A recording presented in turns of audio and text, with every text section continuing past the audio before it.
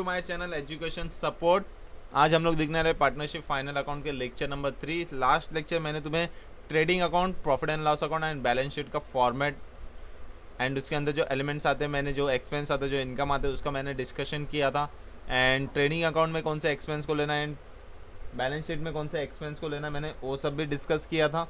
सो आज हम लोग नेक्स्ट लेक्चर में, ये जो थर्ड लेक्चर में आज हम लोग क्या सीखने वाले हैं, इसमें एडजस्टमेंट सीखने वाले हैं कि जो एडजस्टमेंट होता है, जो तुम लोगों ने 11th स्टैंडर्ड में देखा होगा, जो एडजस्टमेंट 12 में एडजस्टमेंट सेम ही होता है, बट कुछ पार्टनर्स के रिलेटेड एडजस्टमेंट होगा तो उसका सिर्फ थोड़ा सा डिफरेंस होगा। सो आते देखते क्या है एडजस्टमेंट। सो सबसे पहला क्लोजिंग स्टॉक। क्लोजिंग स्टॉक का पहला इफेक्ट कितना जाता है, बैलेंस शीट के एसेट साइड में जाएगा एंड दूसरा कितना जाएगा ट्रेडिंग अकाउंट के क्रेडिट साइड। मतलब balance sheet asset, trading account credit side में इधर क्लोजिंग स्टॉक आ जाएगा एंड बैलेंस शीट में यहाँ पर एसेट साइड में क्या आ जाएगा, क्लोजिंग स्टॉक। एंड जो सेकंड है prepaid, outstanding and prepaid. Outstanding and prepaid क्या होता है ये पहले जान लेते हैं। सपोज कोई एक्सपेंस है, फाइनल अकाउंट हमें क्या बोलता है, फाइनल अकाउंट हमें क्या बोलता है कि हर एक चीज का 12 मंथ्स का एंट्री होना चाहिए। क्या होना चाहिए, 12 मंथ्स का एंट्री होना चाहिए। तो आउटस्टैंडिंग एंड प्रीपेड क्या होता है, सपोज हमारा इलेक्ट्रिसिटी बिल आता है, हमारा इलेक्ट्रिसिटी बिल आता है 25th ऑफ मंथ को, बट हम लोग पे करते हैं उसे नेक्स्ट मंथ के 10 तारीख तक का ऑप्शन होता है। तो जो हम लोग ने अगर 31st को इलेक्ट्रिसिटी को बिल को पेमेंट नहीं किया, जो कि एक्सपेंस है कभी कम, सपोज एक्सपेंस है फैब का, सपोज एक्सपेंस है फैब का या तो एक्सपेंस है मार्च का, जो हम लोग ने पेमेंट नहीं किया है, इसका पेमेंट हम लोग 10 अप्रैल को करने वाले, बट हम लोग फाइनल अकाउंट को क्या करते हैं, क्लोज कभी करते हैं 31st मार्च को। तो 31st मार्च तक हम लोगों ने उसका पेमेंट नहीं किया, तो अगर वो पेमेंट अगर हम लोग का करना बाकी है, मतलब हम लोग ने अगर किसी से सर्विस लिया उसका पेमेंट करना बाकी है, कुछ एक्सपेंस करना बाकी है, ठीक है, तो उस एक्सपेंस को हम लोग क्या बोलते हैं, आउटस्टैंडिंग। मतलब उतना पेमेंट करना बाकी है। आउटस्टैंडिंग हमेशा यहाँ पर देखना, यहाँ पर रेंट सपोज दिया है कितना 11 मंथ का, तो 1 मंथ का सपोज आउटस्टैंडिंग है, तो हमेशा फाइनल अकाउंट में क्या होता है, एक्रूअल कॉन्सेप्ट होता है। मतलब 12 मंथ्स का ही आना चाहिए, कुछ भी हो जाए 12 मंथ्स का ही आना चाहिए, ना ज्यादा ना कम। तो यहाँ पर 11 मंथ है तो 1 मंथ का क्या करेंगे, आउटस्टैंडिंग हमें ऐड करना पड़ेगा। एंड ये आउटस्टैंडिंग हमारे लिए क्या होगा, लाइबिलिटी होगा। दैट्स उसका सेकंड इफेक्ट कहाँ पर जाता है, लाइबिलिटी साइड जाता है। तो पहला इफेक्ट क्या हो जाता है, add to that particular expense, जो एक्सपेंस होगा उसमें पर्टिकुलरली ऐड हो जाएगा। एंड जो सेकंड इफेक्ट होगा लाइबिलिटी साइड में। सेम प्रीपेड, सपोज हम लोग को 12 मंथ्स का इलेक्ट्रिसिटी बिल है, बट हम लोगों ने भर दिया 14 मंथ का, हमारे पास ज्यादा पैसा, हमको टेंशन नहीं चाहिए, तो हम लोगों ने ऑलरेडी 6-7 मंथ का एक साथ में भर देते हैं। तो अगर हम लोगों ने कुछ 12 मंथ्स के बाद का भर दिया है, तो हमें यहाँ पर क्या आना चाहिए, ट्रेडिंग अकाउंट में सिर्फ 12 मंथ का ही आना चाहिए, 12 मंथ से ना कम ना ज्यादा। तो यहाँ पर देखिए कम आया था तो हम लोगों ने क्या किया था, आउटस्टैंडिंग ऐड करके 12 मंथ कर दिया था, 12 मंथ का 1 मंथ का ऐड कर दिया।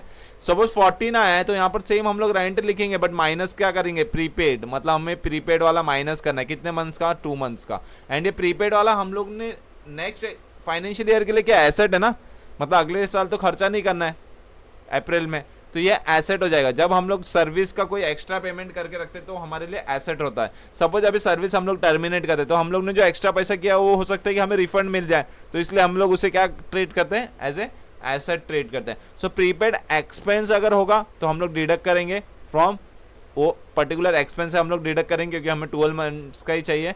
एंड उसको कहाँ पर लिख देंगे, एसेट साइड में। सेम यहाँ पर आउटस्टैंडिंग एक्सपेंस है, आउटस्टैंडिंग इनकम भी आएगा। तो अगर आउटस्टैंडिंग इनकम है तो इनकम मिलना हमें बाकी है, इनकम भी 12 मंथ्स का आना चाहिए। तो यहाँ पर अगर कुछ आउटस्टैंडिंग इनकम है एंड वो कुछ में उसमें कुछ आउटस्टैंडिंग है, तो उसको हम लोग क्या करेंगे, ऐड करेंगे। आउटस्टैंडिंग आउटस्टैंडिंग हमेशा ऐड होगा, बट ये लाइबिलिटी साइड में नहीं आएगा क्योंकि ये हमें देना नहीं है, ये हमें मिलने वाला है। तो इसलिए हमारा क्या है, ये एसेट साइड में जाएगा। आउटस्टैंडिंग इनकम, आउटस्टैंडिंग इनकम किधर चले जाएगा, एसेट साइड में। सेम हमारा प्रीपेड इनकम होगा। प्रीपेड इनकम को हम लोग प्री रिसीव्ड इनकम बोलते हैं, प्रीपेड नहीं बोल सकते क्योंकि हम लोग पे नहीं कर रहे, रिसीव कर रहे। तो प्री रिसीव्ड इनकम हम लोग कुछ ऐसा इनकम है जो आगे चल के मिलने वाला था, बट हम लोगों ने पहले ही ले लिया। तो सपोज अगर हम लोगों ने पहले ले लिया और हम लोगों ने अगर उसे सर्विस नहीं दिया, तो उसका जो इनकम हम लोगों ने पहले ही ले लिया उसे रिफंड करना पड़ेगा, रिटर्न करना पड़ेगा। तो ये केस में हम लोग जब तक वो सर्विस उसे नहीं देते तब तक हम लोग उसे क्या शो करते हैं, लाइबिलिटी शो करते हैं। एंड उसका सेकंड इफेक्ट क्या होता है, यहाँ से हम लोग क्या कर देते हैं, माइनस कर देते हैं क्या, प्रीपेड इनकम। प्रीपेड इनकम को क्या कर देंगे हम लोग, माइनस कर देंगे, ठीक है। तो प्रीपेड इनकम को माइनस कर देंगे, आउटस्टैंडिंग इनकम को, सॉरी प्रीपेड इनकम को माइनस कर देंगे, आउटस्टैंडिंग इनकम को ऐड कर देंगे। तो outstanding expense and prepaid expense and outstanding income and prepaid income तुम लोग अच्छे से समझ गए होगे, ठीक है। तो आते हैं next, income received in advance. इसको मैंने ऑलरेडी बता दिया, प्री रिसीव्ड इनकम में एक तो हम लोग को इनकम में जाके क्या कर देंगे, लेस कर देंगे, क्योंकि ये एडवांस मिल गया ना, प्री रिसीव्ड हो गया। एंड सेकेंड वो हमारा लाइबिलिटी है, क्योंकि अगर हम लोग उससे सर्विस नहीं देंगे, सपोज कल सुबह जाके अगर सर्विस नहीं देते, कुछ तो एग्रीमेंट कैंसिल हो गया, तो हमें उसका पैसा रिफंड करना पड़ेगा, रिटर्न करना पड़ेगा, तभी उससे जाके क्या करेंगे, सबसे पहले हम लोग लाइबिलिटी में दिखाएंगे। अगर एक बार उसे हम लोग सर्विस दे देंगे तभी हम लोग को लाइबिलिटी से हटा देंगे। इनकम रिसीवेबल मतलब आउटस्टैंडिंग इनकम है, इसको आउटस्टैंडिंग इनकम मैंने लास्ट में बताया था, अभी लास्ट पेज स्लाइड में आउटस्टैंडिंग इनकम बोलते हैं इसको, मतलब इनकम मिलना बाकी है, तो इसको हम लोग ऐड कर देंगे एंड ये एसेट साइड में हो जाएगा, क्योंकि अभी तक हमें मिला नहीं है, it's a receivable. Bad debt, bad debt का हम लोग नेक्स्ट स्लाइड में देखेंगे। सेम देखिए बैड डेट, एडिशनल अगर कुछ बैड डेट होगा तो ये बहुत इंपॉर्टेंट है। ये हो गया तुम्हारा प्रॉफिट एंड लॉस अकाउंट, ये हो गया बैलेंस शीट। अभी बैड डेट कहाँ पर होता है, डेटर में से होता है, ठीक है। और यहाँ पर बैड डेट तुम्हारा ऑलरेडी ट्रायल बैलेंस वाला होगा बैड डेट, जिसको तुम लोग बोलोगे old bad debt. Trial balance के बैड डेट को क्या बोलते हैं, ओल्ड बैड डेट बोलते हैं। तो कुछ न्यू बैड डेट या एडिशनल बैड डेट होगा तो हम लोग क्या करेंगे, पहले तो इसमें ऐड करेंगे एडिशनल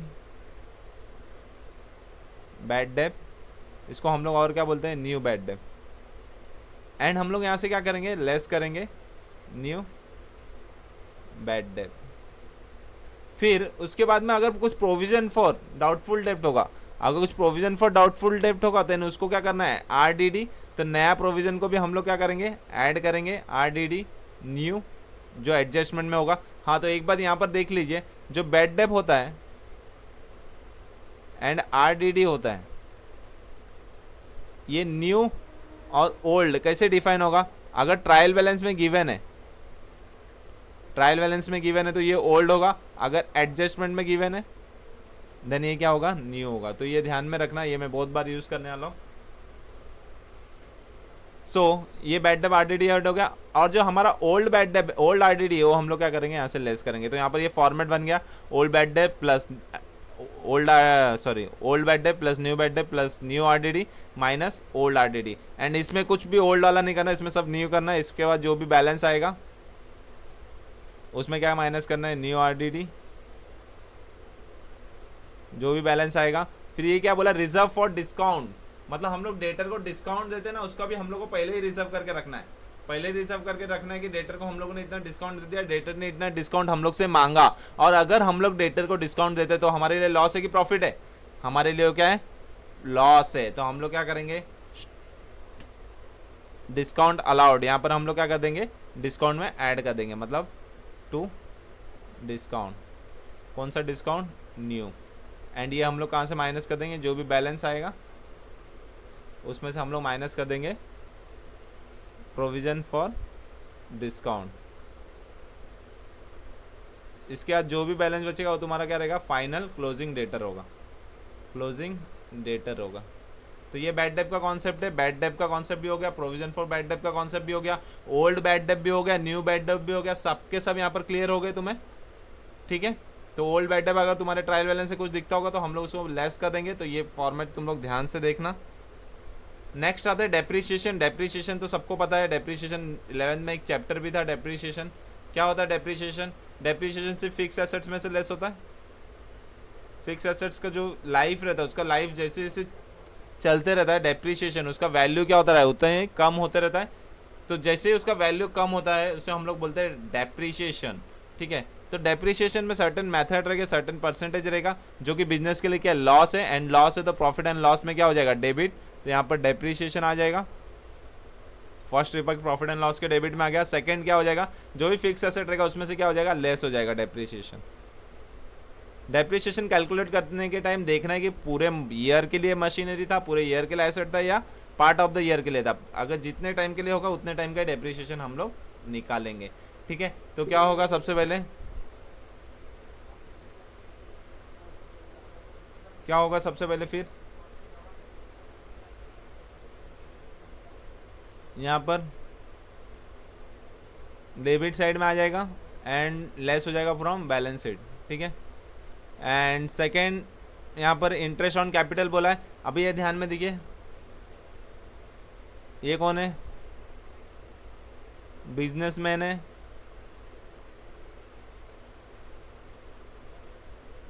ये क्या है? बिजनेस है, ठीक है। Business entity concept, business entity concept, ये प्रिंसिपल ऑफ अकाउंटेंसी में दिया था। बिजनेस एंटिटी कॉन्सेप्ट क्या बोलता है? बिजनेसमैन अलग होता है एंड बिजनेस अलग होता है। अगर बिजनेसमैन ने कुछ बिजनेस को कैपिटल दे रहा है, क्या दे रहा है? कैपिटल दे रहा है, तो बिजनेस सोचेगा कि मुझे क्या मिल रहा है?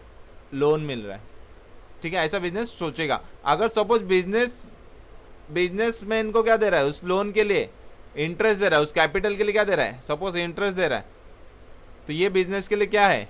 ये इंटरेस्ट जो है बिजनेस के लिए क्या है? लॉस है। लॉस है तो प्रॉफिट एंड लॉस के किधर जाएगा?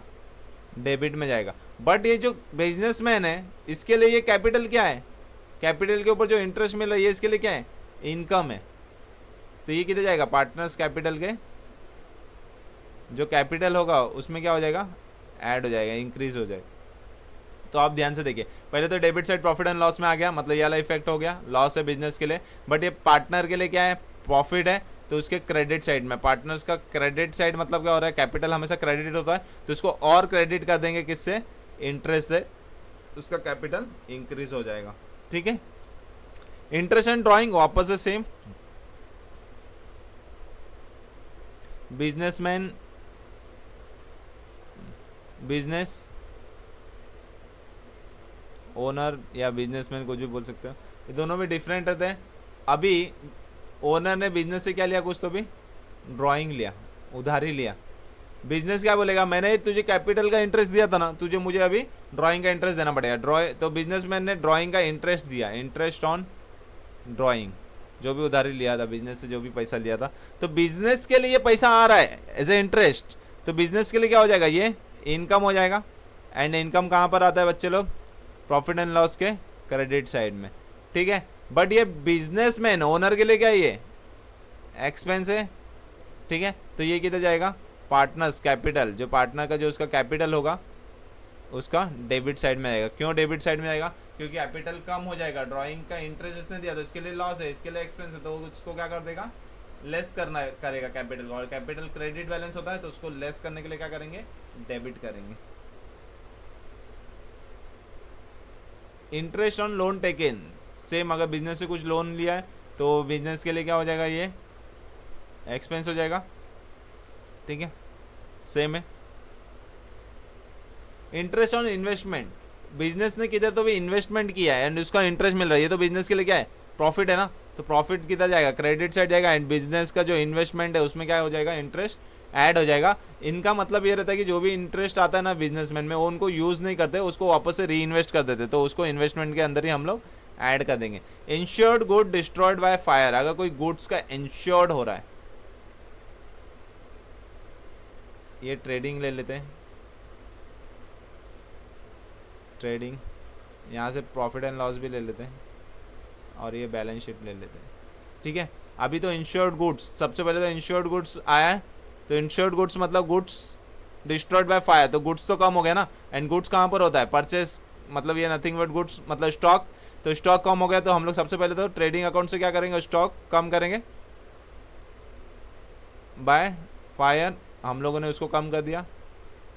बट ये कम कर दिया तो इंश्योरेंस कंपनी ने क्या किया? हमें कुछ तो भी क्लेम दिया। सपोज इसका रहेगा 3000, बट इंश्योरेंस कंपनी ने बोला हम तुम्हें 1200 देंगे। ये क्लेम देने का भरोसा करता है, स्टार्टिंग में क्लेम देने का भरोसा करता है, मतलब क्लेम दिया नहीं अभी तक। इंश्योरेंस कंपनी एडमिटेड, ऐसा एडजस्टमेंट आता है, insurance company admitted, which is most important.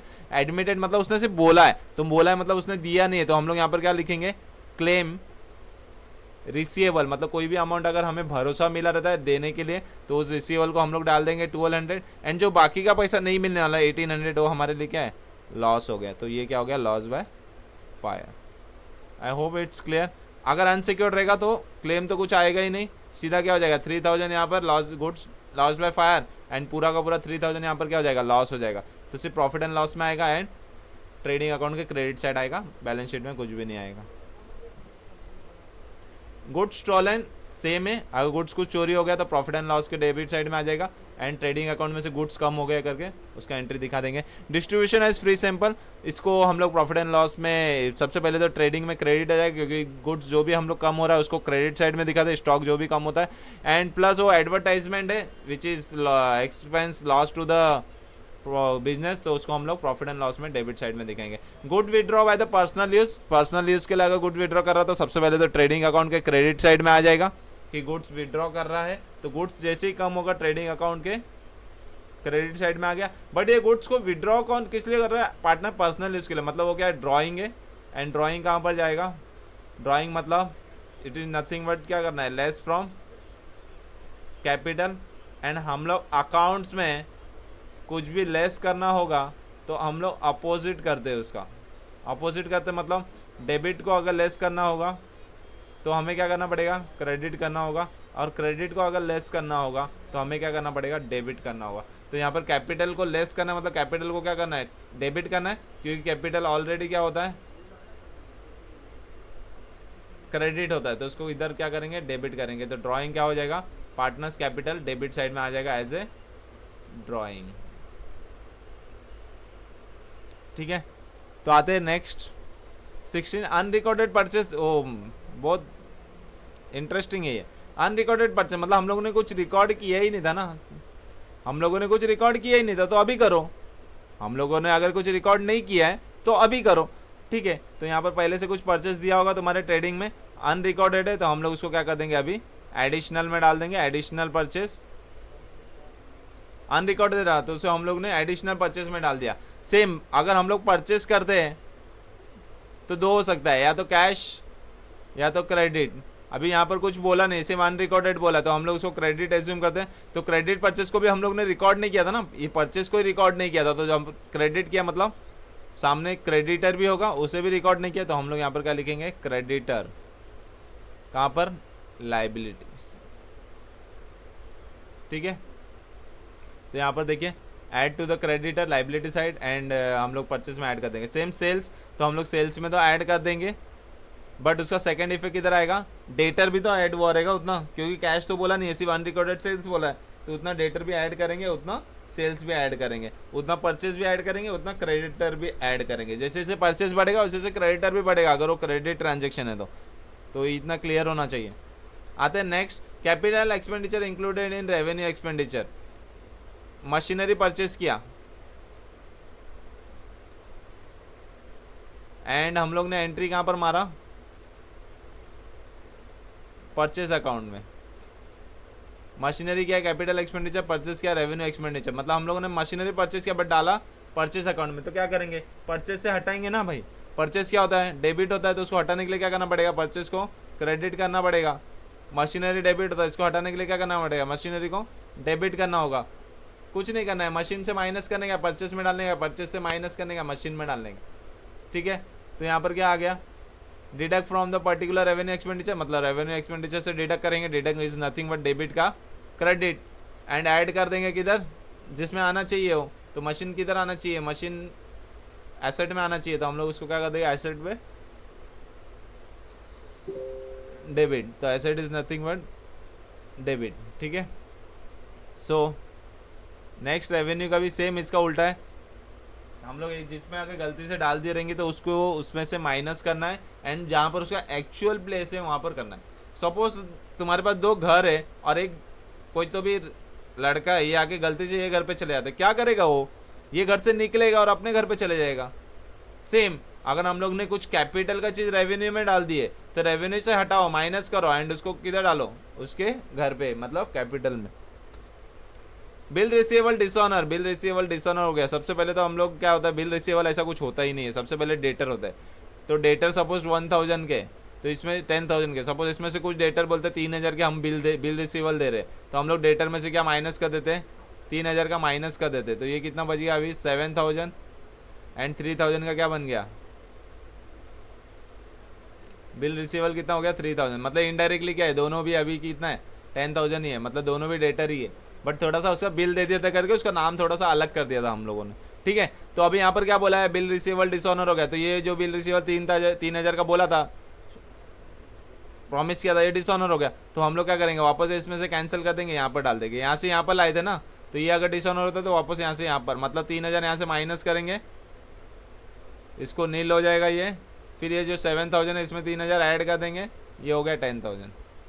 Simple है। तो क्या क्या बोला है, add to the bill dishonour on the sundry debtor, sundry debtor में ऐड हो जाएगा, एंड बिल रिसीवेबल से क्या हो जाएगा, डिडक्ट हो जाएगा। सेम बिल पेएबल का भी, बिल पेएबल का क्या होता है, क्रेडिटर रहता है। अगर क्रेडिटर, हम लोग को किसी को पैसा देना है, हम लोग अगर बिल देते हैं तो हम लोग क्या बोलते हैं, हमें किसको देना है 5000, हम लोगों ने बिल दे दिया 2000 का, ठीक है। तो ये अभी जो क्रेडिटर है इसमें से माइनस करना पड़ेगा 2000 का, क्योंकि उसने बिल दे दिया, वो 3000 हो गया। इनडायरेक्टली ये दोनों भी क्या है, 5000 ही है। बट सपोज ये हम लोग का बिल डिसऑनर हो जाता है, तो क्रेडिटर क्या करेगा, हमें वापस से उसको पैसा देना बाकी है, तो हम लोग यहाँ से ये किए थे तो सेम रिवर्स करेंगे, बिल्स पेबल में से हटा के यहाँ पर करेंगे। तो यहाँ पर 2000 से माइनस कर देंगे, ये नील हो जाएगा, और ये 2000 यहाँ पर ऐड कर देंगे वापस से, ये कितना हो गया 5000। I hope it's clear. Deferred revenue expenditure, deferred revenue expenditure ऐसा एक्सपेंडिचर जो मोर देन 1 ईयर के लिए होता है, ऐसा एक्सपेंडिचर जो मोर देन 1 ईयर। सपोज मेरा हाईवे, या हाईवे के इधर मुझे एक बैनर लगाना है, बैनर मतलब होर्डिंग लगाना है, यहाँ पर एक फ़ोटो लगाना है, कोई भी पॉलिटिशियन पार्टी हो गया या मेरे कंपनी का बैनर लगाना है। ये बैनर के लिए मुझे कुछ रेंट देना होगा, जो कि मैंने 5 साल के लिए परचेस कर लिया है। कितने ईयर्स के लिए, 5 ईयर्स के लिए 50,000। बट मैं फाइनल अकाउंट करता हूँ तो मैंने अभी बताया था फाइनल अकाउंट में सिर्फ 12 मंथ्स का आना चाहिए, ठीक है। तो 5 साल का कितना है 50,000, तो डिवाइड बाय 5 करेंगे तो कितना हो गया, 1 साल का कितना हो गया, ये पर ईयर का एक्सपेंस हो गया। तो जब मैं एक्सपेंस दिखा रहा हूँ तो मैंने जब इधर एडवर्टीजमेंट किया होगा तभी मेरा कितना रहेगा 50,000। बट ये मेरा 50,000 नहीं आना चाहिए, कितना आना चाहिए 10,000 आना चाहिए। तो मैं इसमें से क्या कर दूंगा 40,000 माइनस कर दूंगा। ये 40,000 मेरा क्या है, प्रीपेड है, मतलब मैंने ज़्यादा टाइम के लिए परचेस करके रखा है। एंड प्रीपेड हमारा क्या होता है, एसेट होता है। तो मैं एसेट में क्या लिख दूंगा, कितना 40,000, ठीक है। Same advertisement expense related to current year debited, मतलब जो करंट ईयर से जो रिलेटेड रहेगा, करंट ईयर का कितना है 10,000, तो 10,000 ही मैं यहाँ पर दिखाऊंगा। एंड जो बाकी की जो रिमेनिंग अमाउंट है advertisement shown in the balance sheet के asset side as a prepaid advertisement या तो प्रीपेड एक्सपेंस, कोई और एक्सपेंस भी होगा तो।